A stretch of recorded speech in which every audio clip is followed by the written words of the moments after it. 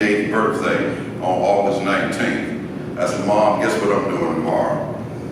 I told her, biggest cheerleader. She said, don't worry about it, baby, you're gonna do all right.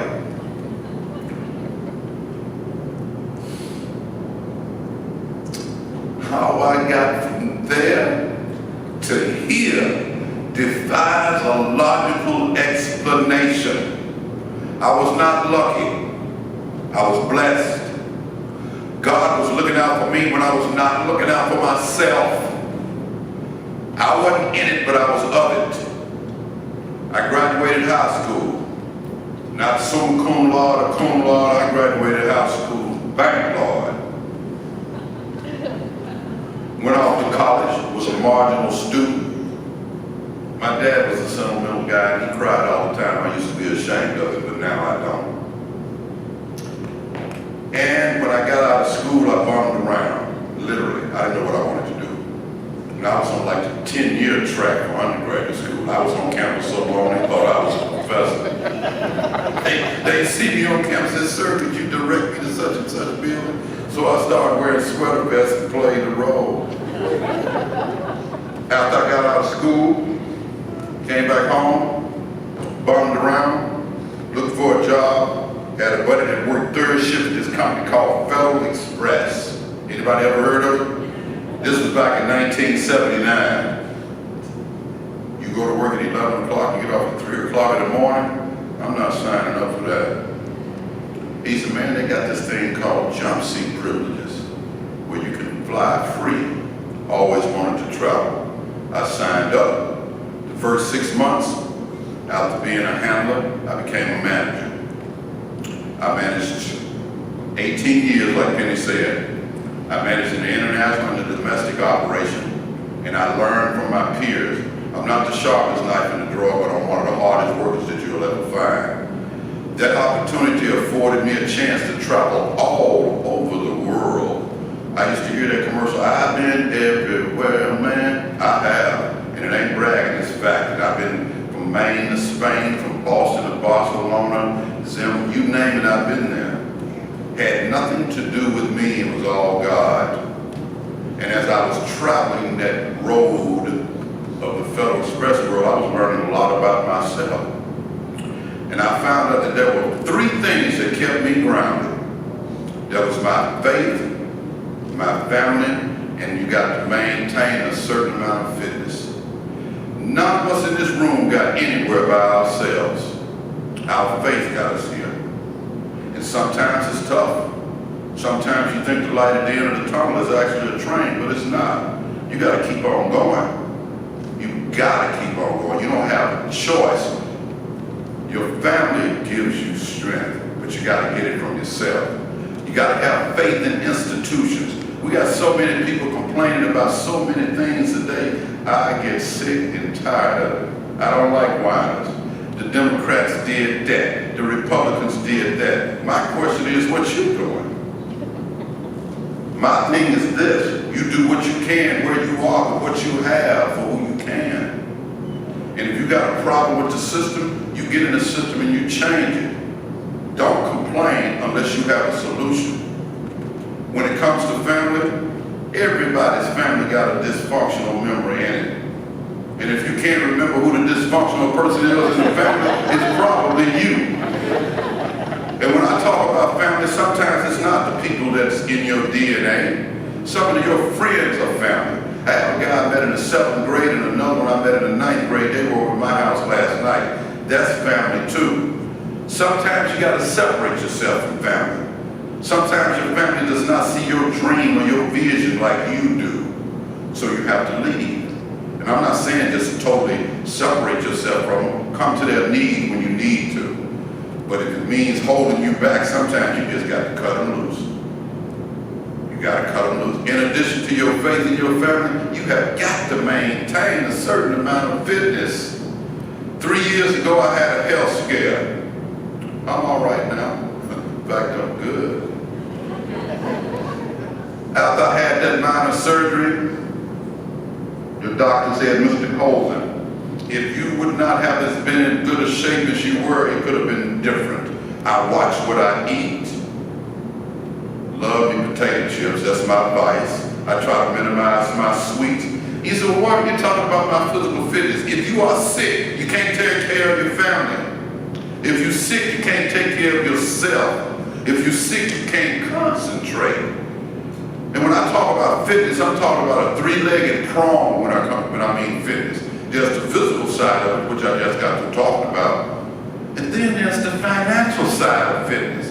You got to maintain financial fitness, graduates.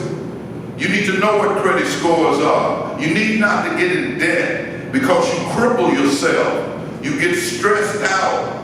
Money problems are the biggest problems in the world that people have. And it's not an insurmountable problem. Maintain some financial fitness. You've heard it from others. You didn't just hear it from me.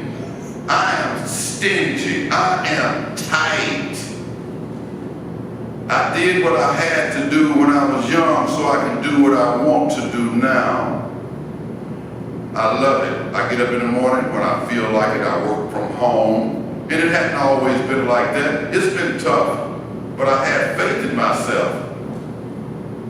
And I maintain financial fitness. But that third leg of fitness that I want to talk about is mental fitness.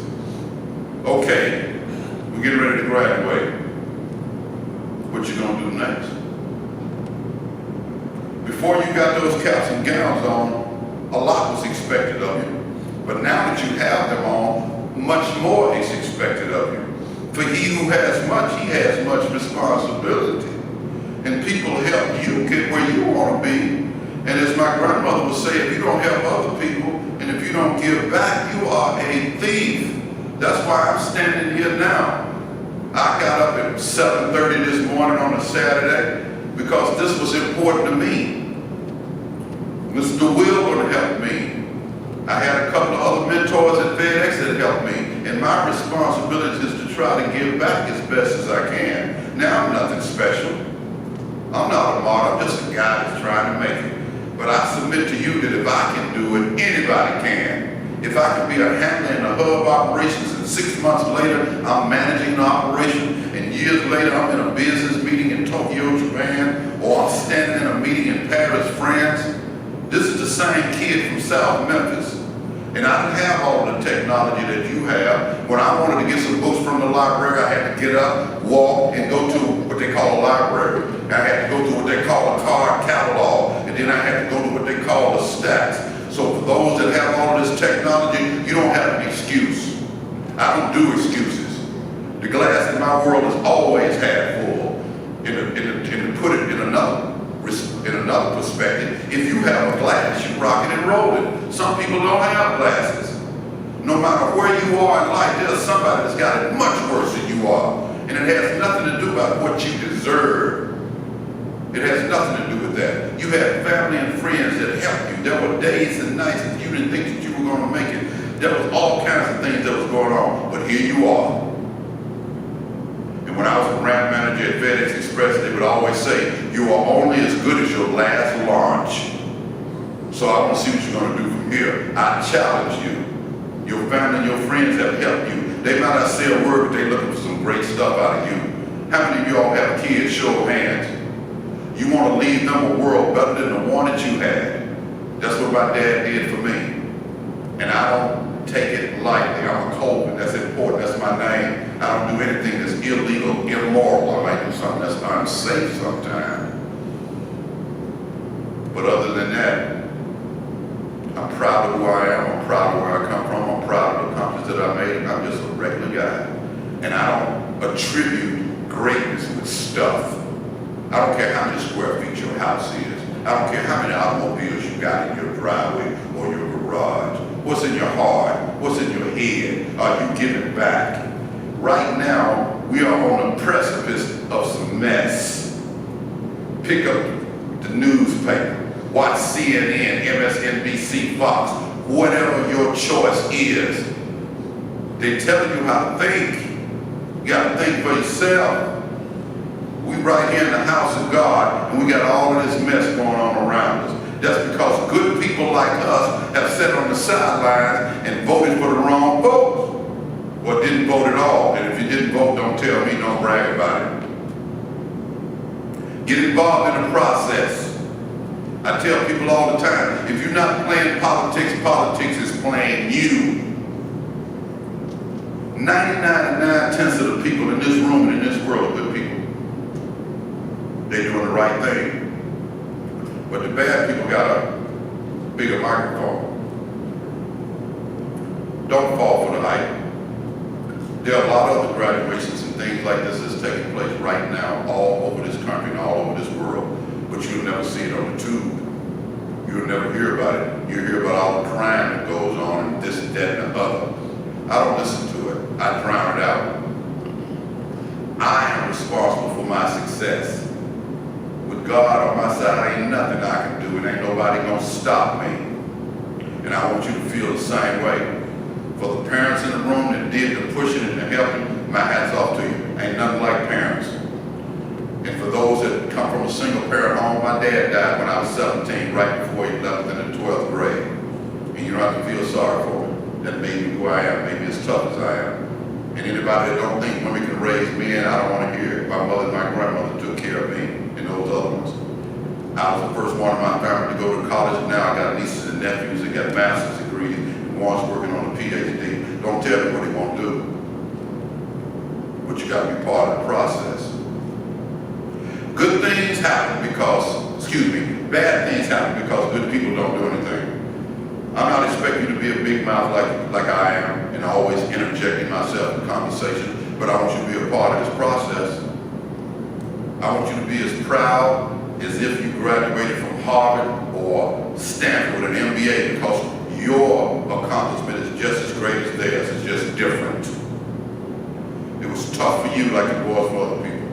And I think back to that time in South Memphis when I went to one of the first integrated classes in Southside High School, and when I was in Paris, France, at a currency exchange building and didn't even know how to count my money. I'm not bilingual. I can only speak English. And I've been all around the world. And if you can learn another language, please do. Please do. I have a small consulting company. It takes me all over the place. Last year I was in Battle Creek, Michigan. I'd never been before. Been all over. I see things. I get there a couple of days before I read the newspaper. Same thing, crime, this, that, and other people complaining, whine. The world is a beautiful place. We can make some beautiful things happen. You gotta have faith. You gotta have family. You gotta be fit. That's 3 legs on my chair. That 4th leg on my chair, 1, 2, 3, 4, that stands for fun. Gotta have fun, lighten up. I was sitting up here, what for this guy right here, I don't know what I've done, he was smiling at me. I was ready to jump off the stage and find me a place to hide, but now I'm in my zone. Thank you, Penny, for allowing me to do this. Thanks, family and friends, for indulging me. And like I tell the graduates out there, if this kid from South Memphis, Cookie Land, Lauderdale Sub, if I can do it, you can do it. This is the greatest place on the planet. It's because I've been all over. I love it. I'm gonna call it, but it doesn't do what it needs to do. Sometimes this country has been nicer than some people than it has others. But when I think about my grandmother, my grandfather, my great-great, and the things that they went through, and here I am standing, I have nothing to complain about. My job is to make a difference, and like my grandmother told me, and I believe it, if you don't give back, you are a thief. Thank you.